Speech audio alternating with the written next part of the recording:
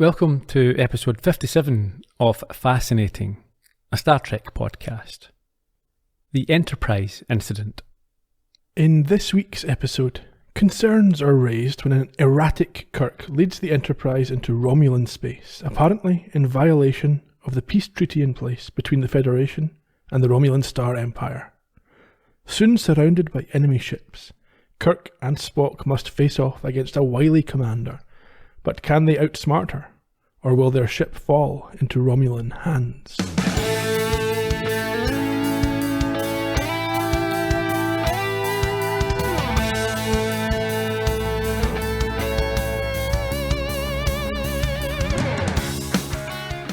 Well, you look like the devil himself, but as long as you're alive, what's it all about?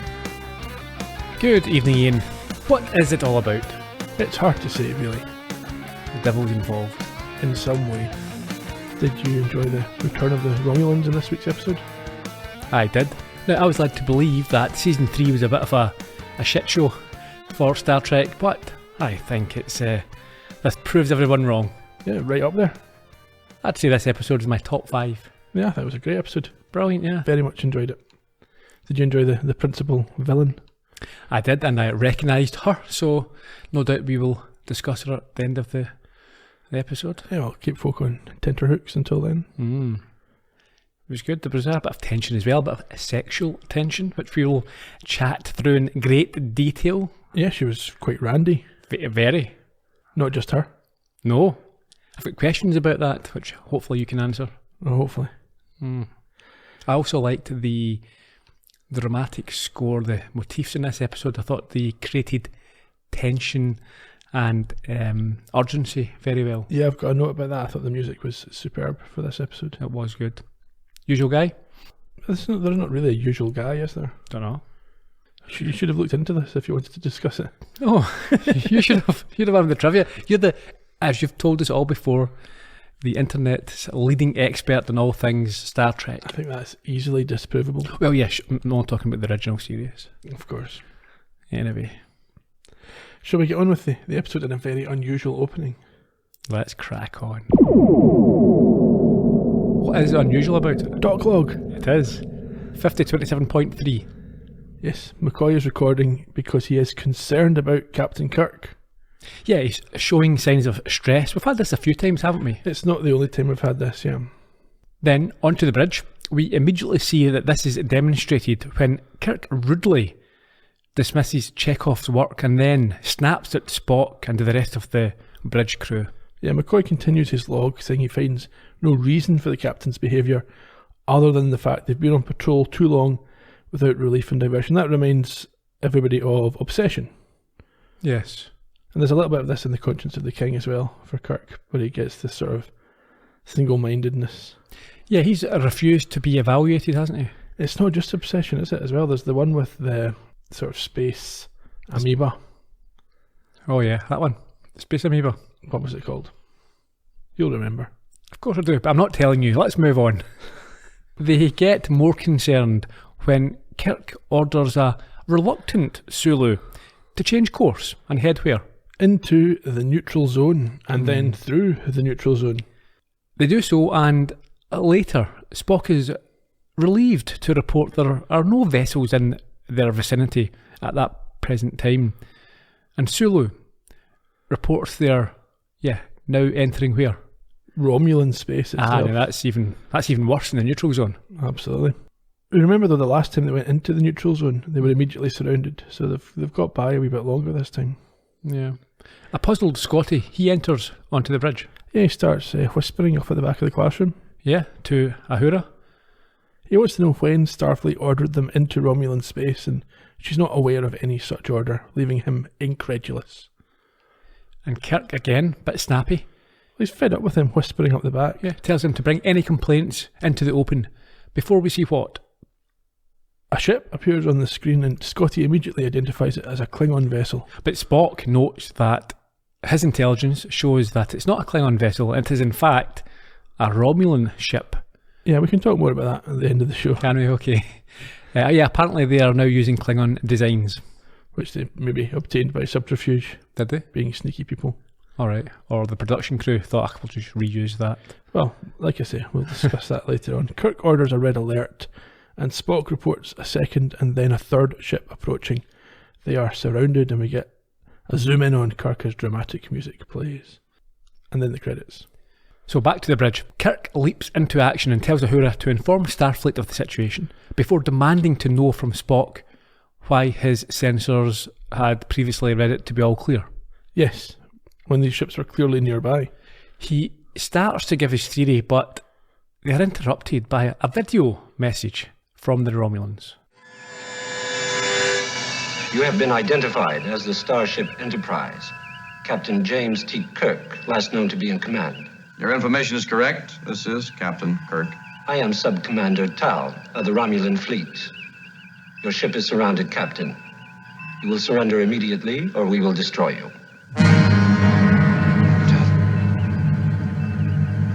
They want something.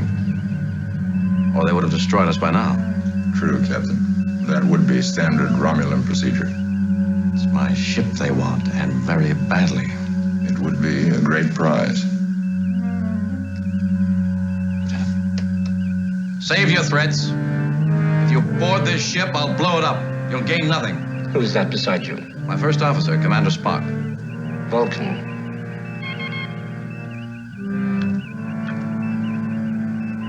Yes, Commander. Yes, Commander. No one should decide quickly to die, Captain. We give you 1 of your hours. If you do not surrender your ship at the end of that time, your destruction is certain. We will be open to communication should you wish it. You understand that Starfleet Command has been advised of the situation. A subspace message will take 3 weeks to reach Starfleet. The decision is yours, Captain. 1 hour. So I have a question here. They've entered into the Romulan zone, the Romulan space. But Kirk threatens there, or reminds Tal that the Federation know, but is Tal not within their rights to destroy a ship that enters their zone? Well, yeah, but he doesn't want to start a war, maybe. Well, he didn't start the war. Well, true, but he wants to de-escalate rather than get into a war. It just depends. I like the fact, and we see this a few times in this episode, that when the Romulans talk to each other, we only hear one end of the conversation. Yeah. They're using earbuds. Sure. We're now in the briefing room. We are in the briefing room, and Spock explains that the Romulans have developed what he calls a cloaking device, rendering the Enterprise's tracking sensors useless. That's his excuse. It's no my fault. Spock, they're invisible. Exactly. Spock, why did you not pick those up? Cloaking device, Captain. Okay, impossible. Nobody could have seen them. Kirk notes the potentially severe consequences of this technology, and he has a dig at Scotty when he admits that they were certainly caught out. Yeah, he comes in like Captain Obvious, and then when he's then asked for a sensible contribution, he has nothing. No. In any case, Kirk claims they have 3 options. Yeah, they could fight and lose, they could blow themselves up, or they could surrender. Not great. Option 3 is obviously the one that you have to go for here. You think?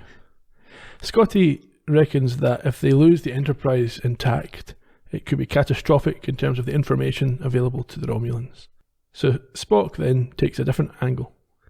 Well, I think Spock and McCoy, they turn on Kirk for putting them in this position where they had to make such decisions. Yeah, McCoy is shocked to learn that Kirk didn't have authorization to enter Romulan space, so Kirk kicks him out. Yeah, he dismisses him for this perceived insolence before having a stare down with Spock that is broken when Uhura communicates through with another video call from the Romulans. Yeah, the Romulans have come on Zoom and want to take it in the briefing room. Tal tells them that his commander wants to see him and Spock on board their vessel, and they offer to exchange 2 officers with them to, I suppose, act as hostages whilst they are away. Yeah, and Tal acts incredulous when Kirk suggests he doesn't maybe trust them because they're the ones that have invaded Romulan space. So what's the solution to come up with? Simultaneous exchange. Not even sure that would, if you don't trust them, how do you know? It's like 3, 2, 1, go. You didn't press the button. Yeah, but Kirk, I think, is quite happy to go ahead anyway.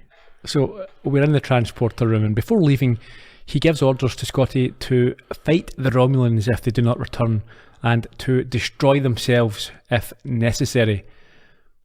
I think Scotty must be saying, yeah, sure, I'll definitely do that. Yeah, for sure. No worries. Kill myself, yeah. Kill myself. Is that what you're saying? Yeah, no problem. If you don't come back, we won't run away. Well, you're safe on their ship. Yep, we'll fight. We'll kill ourselves. Yeah, no problem. Sure, Captain. He's thinking, no chance. I enjoyed this moment, actually, the next part. So Kirk and Spock beam out and 2 Romulans arrive, and as soon as they appear, they pull their weapons out. Scotty is irritated by this quite clearly. You can see the expression on his face. Understandably. So we find ourselves in the commander's quarters. How would you describe the commander's outfit? Encouraging. Immodest. It certainly is. I wasn't displeased. I mean, she's not the youngest of the female guest stars we've seen, but she pulls it off, I think.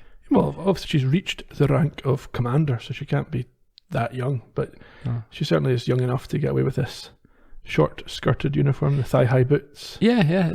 She's not unattractive at all. She's well presented.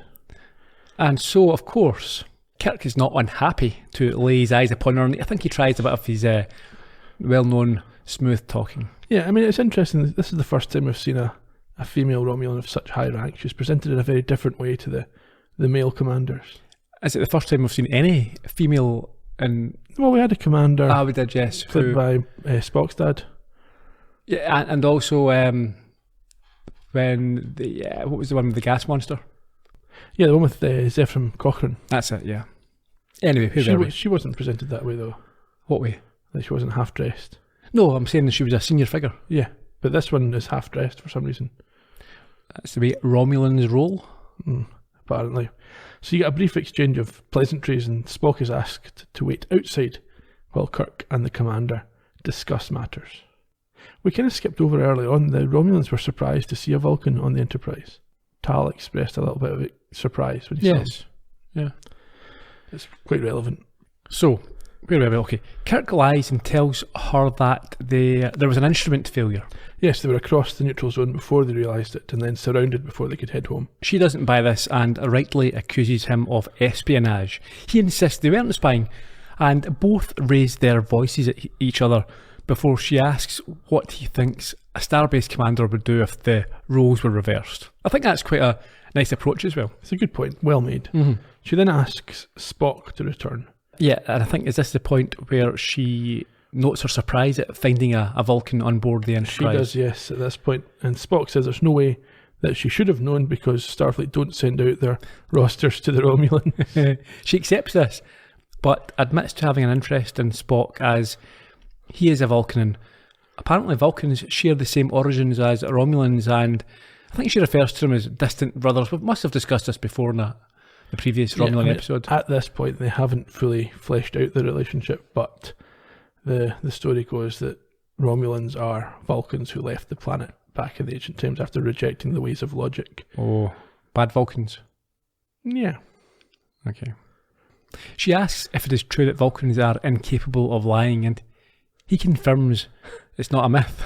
So, if they were capable of lying, he could be lying. Yeah. And if they're not capable of lying, then he has to, no matter what, he can give this answer safely. We've also seen it's complete nonsense. Spock's lied many times, and yeah, and he's lying now. Yeah, I mean, he's dressed up as Nazis and things, and it's not.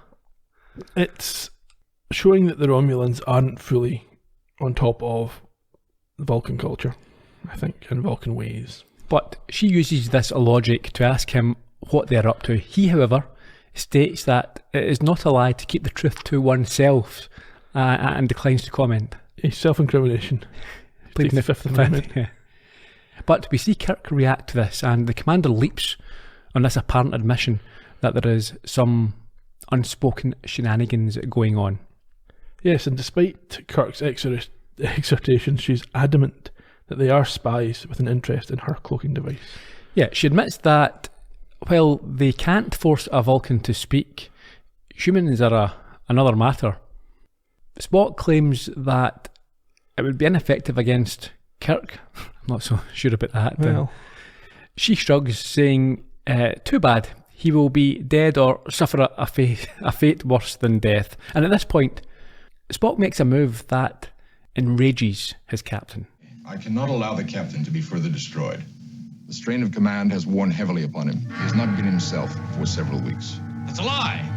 As you can see, Captain Kirk is a highly sensitive and emotional person. I believe he has lost the capacity for rational decision. Shut up, Spock. I'm betraying no secrets. The commander's suspicion that Starfleet ordered the Enterprise into the neutral zone is unacceptable. Our rapid capture demonstrates its foolhardiness. You filthy liar. I am speaking the truth for the benefit of the Enterprise and the Federation. I say now, and for the record, that Captain Kirk ordered the Enterprise across the neutral zone on his own initiative and his craving for glory. I'll kill you, you traitor. I'll kill you! I'll kill you! He is not sane.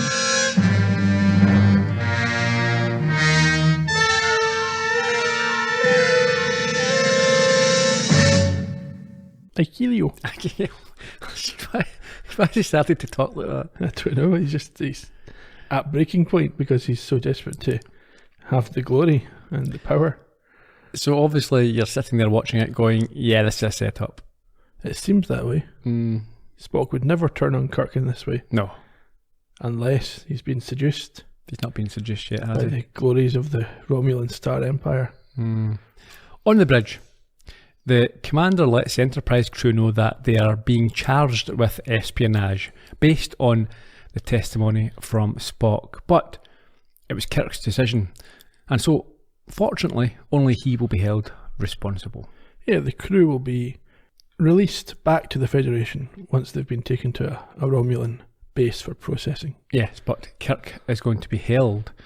An angry Scotty orders the two Romulans to be sent to the brig and gets a communication channel to the Romulan ship. He does. He says that she can't tell him what to do. They're going nowhere, and the only orders they'll follow are Kirk's. Yeah, and if they try and board the Enterprise, what will happen? It will explode. This seems like what the Romulans are quite happy to do. Really. No, they want the Enterprise. Yeah, they do, but I'm sure that's the second prize would be them blowing the ship up. Yeah, and they keep Kirk. They keep Kirk, yeah. Because obviously the Enterprise must be it's the flagship of the enemy. Yeah, I think capturing it would be very much preferable, though. Of course, yeah. Speaking of Kirk, he continues to rage against Spock, and the commander has him dragged off in the direction of a holding cell before turning to Spock and asking how he tolerates living amongst humans. Yeah. I think she also notes her dismay at seeing a Vulcan working with this race. Yes, he explains, though, that he is himself half human, and this forces her to ask where his allegiance lies. And she starts to drive this wedge between him and Kirk, or she's trying to, by stating he is a subordinate to his orders and his whims, and she asks why he's not in command of his own ship, as he is the superior being. Yeah, he says he's been a Starfleet officer for 18 years and he has no desire for a ship of his own. And she at this point essentially asks him if he's rationalising a discriminatory process that excludes him, a Vulcan, from leadership. Mm-hmm. And proceeds to make an offer that he admits to that would tempt him. Yeah, well, she says to him that the Federation's not the whole universe, and he says he has himself thought that way sometimes. Yeah, all he has to do is to bring the Enterprise back to the Romulans. So he flips this around and says, yeah, it's you that wants the ship, you want the Enterprise. It's not me. But she says that, of course, it would be a great achievement to obtain it, and it would broaden the scope of her powers and open opportunities for him if he were alongside her. Why would she assume that she can flip him so easily? Well, maybe she thinks that he couldn't possibly be enjoying but being she a knows Vulcan nothing. or a human ship. Yeah, see, it doesn't ring true. She doesn't know anything about him. He has been there for 18 years.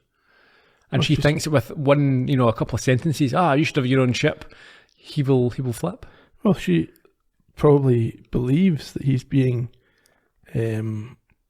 kept down by the Federation. As a superior creature, he should be in charge.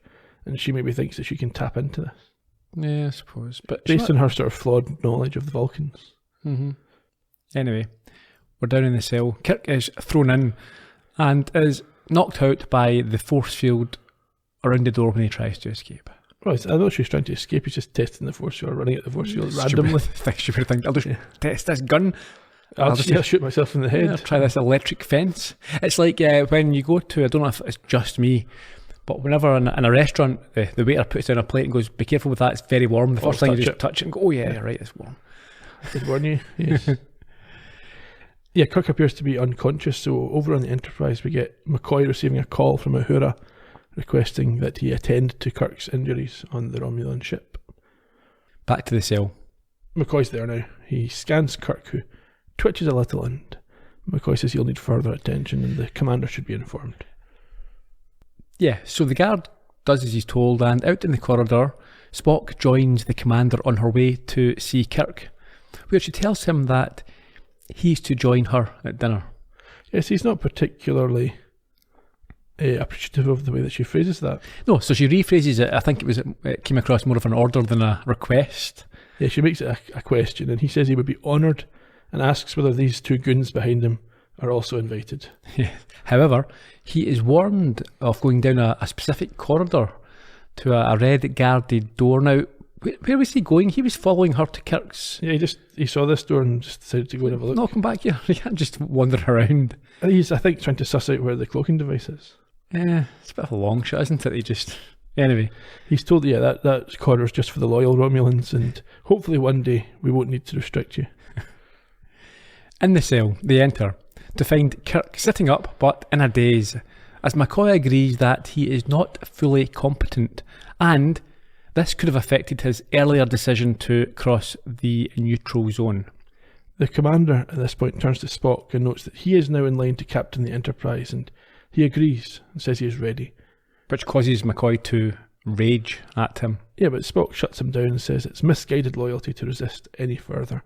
Yeah, he should stick to saving lives, and tells him the safety of the crew is now his main concern, not who's in command. Kirk rouses at this, calling Spock a traitor and saying once again that he will kill him before lunging feebly at the Vulcan. Yes, which apparently causes the unprepared Spock to instinctively use a Vulcan death grip. Yes, this causes Kirk to fall backwards, his face contorted in pain. And McCoy confirms the worst. Yes, Spock says it was very surprising, and this death grip was used instinctively, unfortunately, effectively, and Kirk is now dead. End of episode. Credits. Yep. Sickbay. Chapel comes in to find Kirk lying under a machine and screams when he suddenly opens his eyes, and she calls for McCoy. Yeah, he's annoyed that she's there at all, because he'd given orders for nobody to come through, but now that she knows he's alive, she might as well help him out. Yeah, he's not surprised. He discovered that Spock only gave him a nerve pinch, as both he and Kirk were acting under Federation orders. McCoy presumably has surmised this rather than been told it by anybody. Yeah. He's brought round and he's obviously groggy. He tells them his neck feels like it's been twisted off, and they mention the fact that there is no such thing as a Vulcan death grip. I thought there was. Nope, it's just pop culture for you. From this episode. Yeah. We've never heard before, though, that the death grip or the nerve pinch simulates death. No. It just knocks folk out.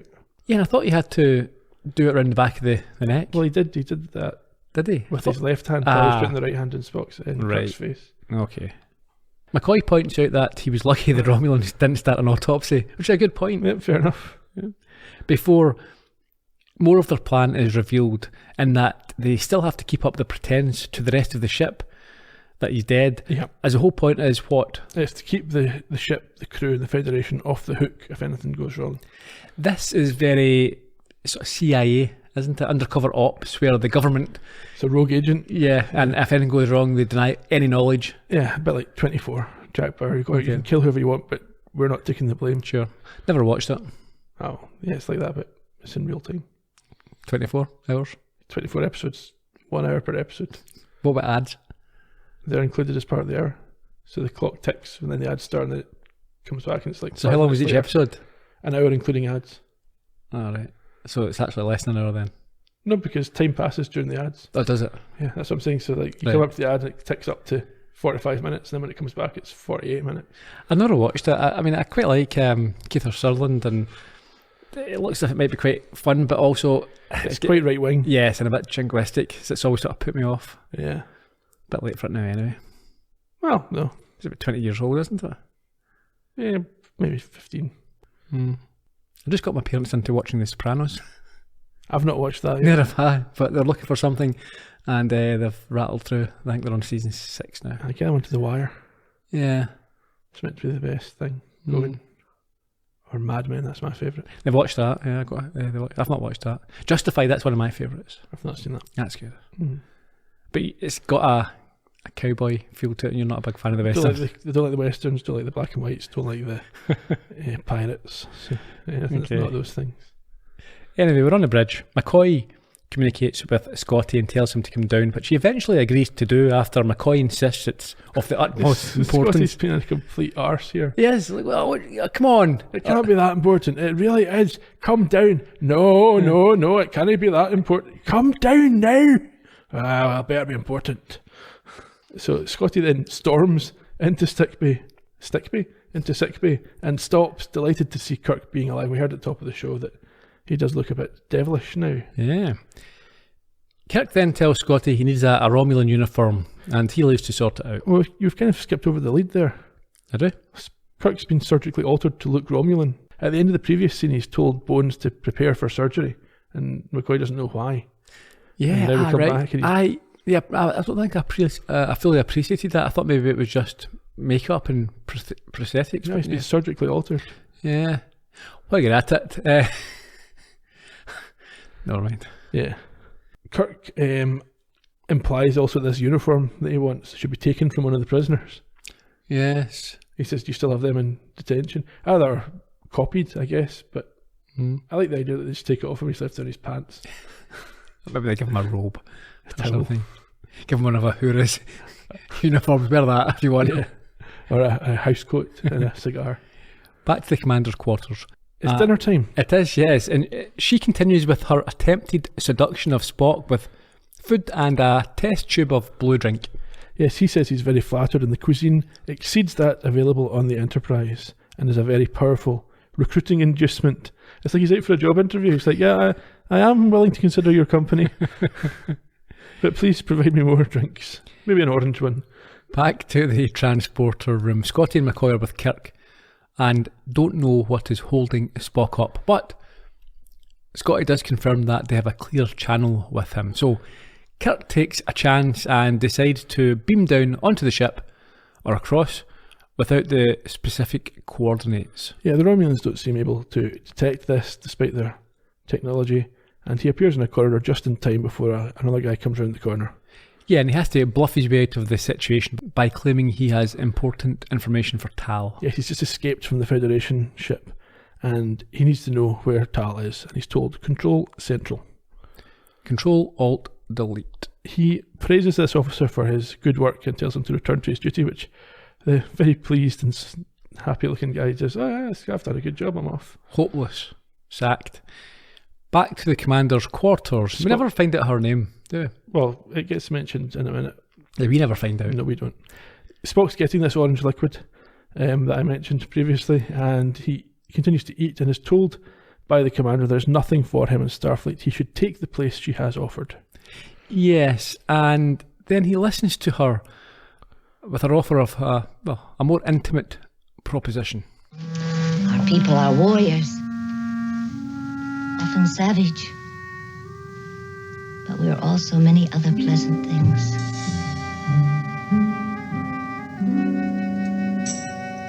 I was not aware of that aspect of Romulan society. As a Vulcan, you would study it. As a human, you would find ways to appreciate it.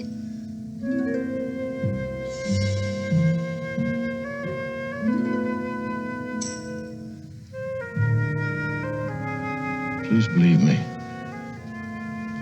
I do appreciate it. I am so glad. Now, one final step to make the occasion complete. You will lead a small party of Romulans aboard the Enterprise. And there you will take your rightful place as its commander. And you will lead the ship to a Romulan port with my flagship at its side. Yes, of course. But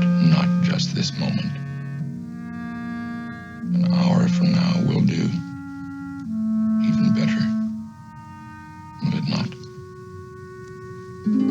Commander. Yes. Yes, it will. Mr. Spock. You do know I have a first name. I was beginning to wonder. I do. Would you like to hear it? Yeah, well, there we go. An hour. Oh, he's 4 times. at least. And watch an episode of Star Trek. And finishes food. He calls her name rare and beautiful, but incongruous when spoken by a soldier. And she leaves the room to transform from a soldier who doesn't wear much into a woman. Yeah, well, I've noted here that she gets up and leaves with her skirt around her arse. Yeah, to change into something more Less revealing, less comfortable. who knows. As soon as she leaves, though, Spock is on the phone to Kirk, explaining that he has the coordinates, but Kirk says he's already on board. Yeah, so Spock says that the cloaking device is near. Did you see that? No, he's about to say that after Kirk says he's already on board. Yeah, it's near the commander's quarters, but is closely guarded. While he asks Kirk for his current location, we see Tal being informed that there is an alien transmission originating on board. Tal is shocked and asks for confirmation and the location. Back to the quarters. Kirk tells Spock he will get the cloaking device and asks if he can get back to the Enterprise. But before he can answer, the commander returns in more inappropriate attire, or appropriate depending on your position. Spock has to hang up quickly and says it's not only more appropriate, it should actually stimulate their conversation. Yeah, this all gets quite sensual and quite erotic here. They touch hands whilst performing this Vulcan sign, and he gives her ring a bit of a rub. He does, and I think we can all assume what happens next. Well, this continues. This isn't Spock is not a 2-minute man, is he? He's certainly doing a bit of setup. In the corridor, dressed in Romulan gear, Kirk knocks out a guard who is standing outside the device room. And we go back to Spock and his new friend. They are now on to the lips and face in terms of touching. It's not clear how much time has passed. No. Spock makes her smell his fingers. He does something anyway. And they both admit to feeling Emotional? Erotically emotional, yes. She urges him not to question his feelings, but the doorbell goes. And it's Tal who's a cockblock. He comes in and says that there was a transmission and it came from this room. And at this point, Spock walks over and reveals his communicator. Quite casually. Yep, it was me. This was all, I've just done that to you, and it was all, I don't really feel anything for you, but I thought, well, it was here. Yes. She realises that they're after the cloaking device and sets off, telling the guards to bring Spock with them. So at the device room, Kirk is he's inside, but again has to knock out a guard before approaching the glowing globe that appears to be what he is looking for. Yes, he takes it with... I thought it was quite funny, he just lifts it up under his arm. Yeah, it looks like Sargon's globe. Yes. With bits of Nomad sticking out of it. Yeah. And he lifts it up and tells Scotty to beam him up. Yeah, I think he also tells him he's got 15 minutes to hook it up to their system. Well, when he gets there, I think. Okay. And after he leaves, after he beams up, the Romulans arrive to discover it missing, and the commander instructs them to search all decks, but Spock is quite matter of fact, isn't he? He says that's not going to do any good. Waste their time. The commander now turns on Spock, calls him mad, and says, what is he that he could do this? And he says, I'm first officer of the Enterprise. Yeah. She seems really, I mean, this is the thing, I assumed... Okay, so we knew that he was playing her. Yeah. He was, he wasn't ever going to take the offer up. It was all for the benefit of the Federation. Yeah. I had assumed that she was doing the same thing, just trying to seduce him to get the Enterprise. But I get the feeling that there is, between both of them, there is a mutual connection at the very least. Yes, a sexual connection. Probably. That's a name for a good name for an 80s band.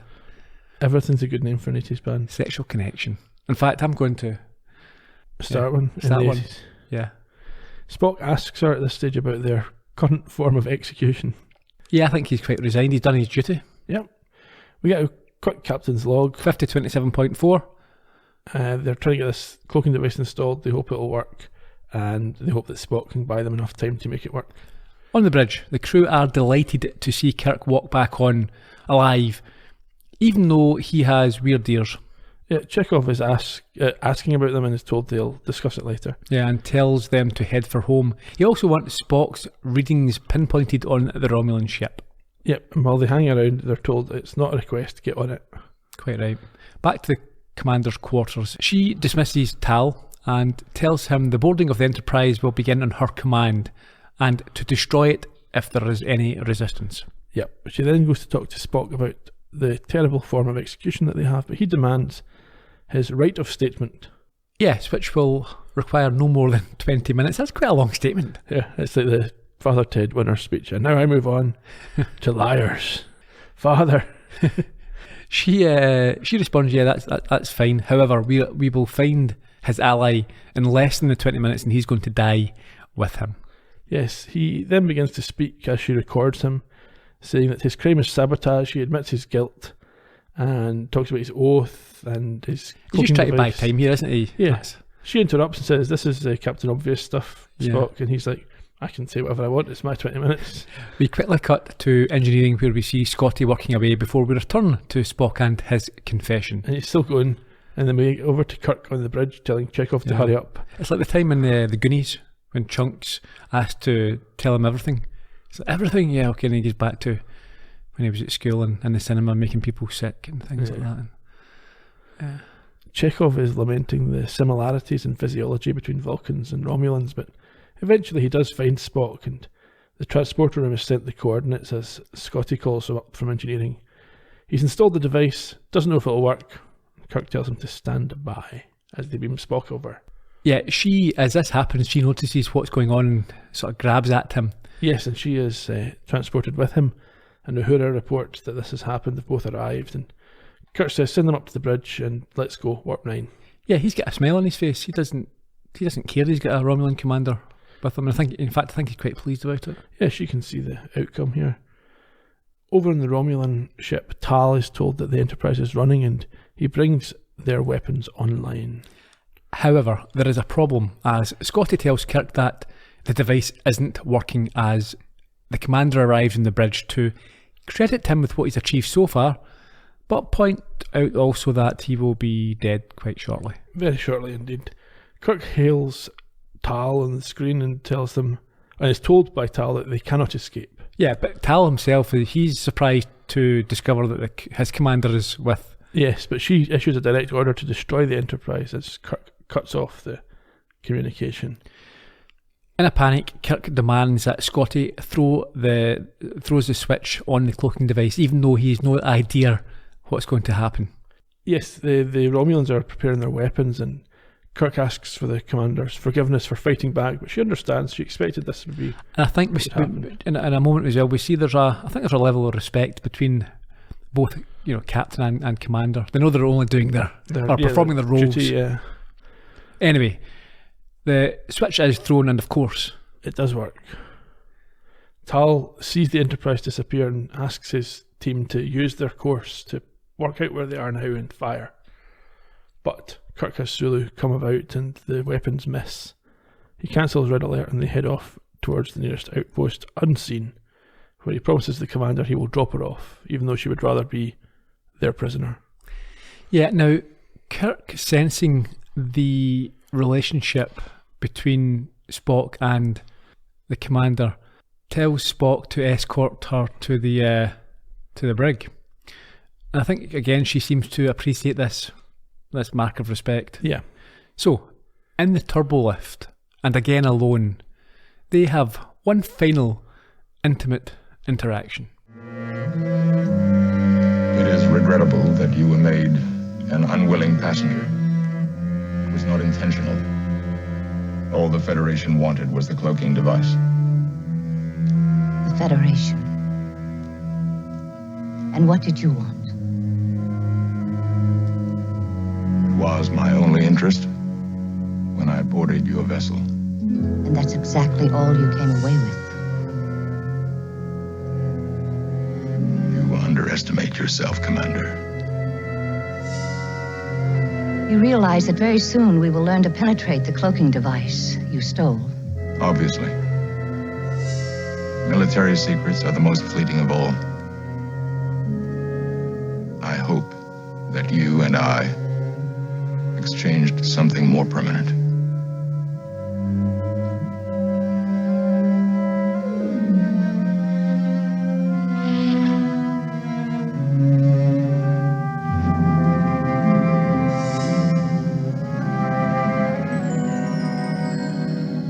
It was your choice. It was the only choice possible. You would not respect any other. It will be our secret. We then get a wee brief denouement on the bridge where Chekhov reports that they've crossed into the neutral zone, and McCoy gets in touch to ask Kirk to come down for a quick bob of his ears. Is that a term when you do things to animals, is it? You bob ear? I don't know what bob means. Bob hair, I guess. Yeah. Yeah, I think it is. Spock encourages him to go, noting that the ears do not look aesthetically agreeable on humans. And McCoy repeats his request, asking if Kirk is coming or if he would rather spend the rest of his life looking like his first officer. Yeah, when Kirk rushes off at this, I think Spock has at first is happy, then thinks, well, wait a second. Hang on. What are you saying? And then it's time for another adventure. It is. The Romulans were the good guys in this episode. Well, certainly not the bad guys. Yeah, done nothing wrong as far as I can see. No, but in times of war, you need to act in certain ways. But are they? Is it a time of war? I mean, well, it's kind of a Cold War. Yeah. Yeah, So they've developed something, and again, it's not specifically an aggressive device. It's a cloaking device. Mm-hmm. They've had the ingenuity. They have the skills to advance the technology. Yep, and the Federation has the skills to acquire it through this method. It's a risky mission, but they pulled it off. The Federation are obviously on the side of the Enterprise. I mean, are they? As the Federation, why would they want to deny what they were? Why is this a covert operation? In case it doesn't work. So? And they have to say, no, we didn't authorise it, we don't want a war. Let's everyone calm down. Yeah.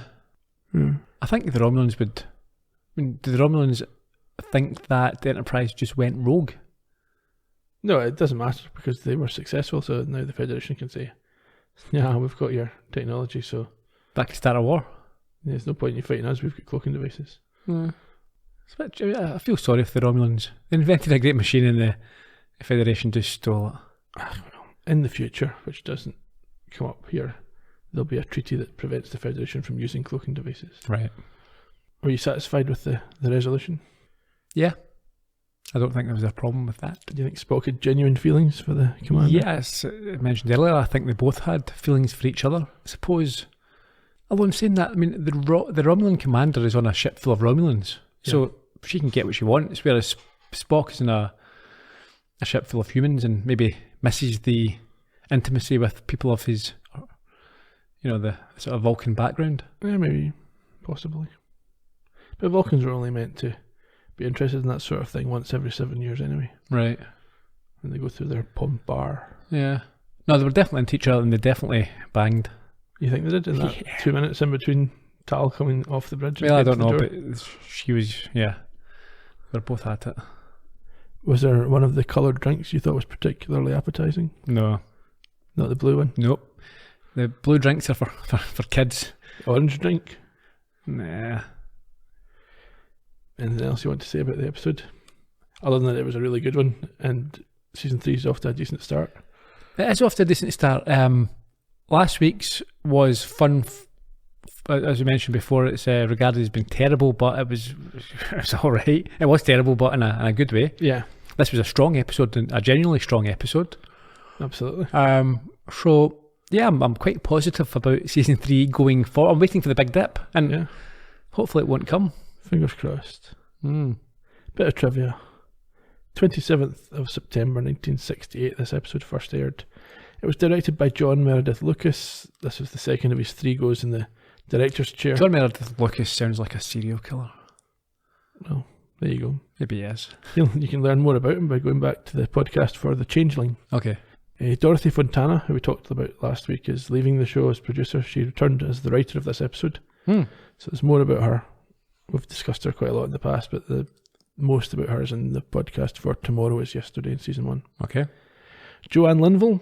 Yeah, no, I recognised her. She was the Romulan Commander. This was her only Star Trek appearance, but she also showed up on other shows like Kojak, Mrs. Columbo, and Columbo. Yes, candidate for crime. Yes, she was Vicky Hayward. Nelson Hayward's wife. That makes her this week's connection. She is now 93 years old. Oh, is she? There you go. Jack Donner played Tal. He famously gave his name to the Donner kebab. Yeah. He didn't. Of course not. True. I know it's not. This was his only Star Trek appearance, perhaps best known for his later film roles. Because we all know it was Richard Donner who gave... Yeah. Jack is perhaps best known for his later film roles in movies like Stigmata, Four Christmases, and So This Is Love, but he also appeared in series like Charmed, Buffy the Vampire Slayer, and Fear the Walking Dead, and he died in 2019 when he was 90. Trivia, cloaking device was, as we said, built from bits of Sargon and Nomad. The inspiration for the story was the contemporary capture of the USS Pueblo by North Korean forces during the Vietnam War. The Vulcan death grip, like we mentioned during the episode, not real, still a common pop culture reference. I think people use it to refer to the nerve pinch. Well, I think that's where I'm confused with as well. Before I started watching these episodes, I think I'd have heard of it, but yeah, I think there's just a confusion. Yeah.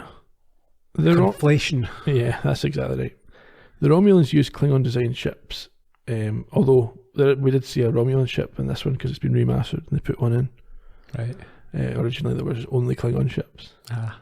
The reason for that is that the model for the Romulan ship from season 1 was returned to the guy who made it, and he'd chucked it out by the time season 3 came around, and the episode was written on the assumption that they would have access to that model, and they did not. Makes sense. In terms of international titles, in Germany this was Die Unsichtbare Falle, The Invisible Trap. In French, Le Traitre, The Traitor. And our friends in Japan opted for Tomei Okosen, which means the transparent spaceship. That's quite good. It's alright, yeah. Next week, it's the third episode of season 3, The Paradise Syndrome, which features a pretty emotional punch. Oh, I hope it's not a pregnant woman again. Well, you'll have to wait and see. Okay. Oh, you're getting punched? Yeah. In the meantime, you can find us all over social media, where we're at Trek Podcast on Twitter, Instagram and Facebook. You can go to astartrekpodcast.com to find a post for each and every episode, or our YouTube channel, where everything shows up once it gets past the censor's beady eye. Until then, cheerio. bye bye.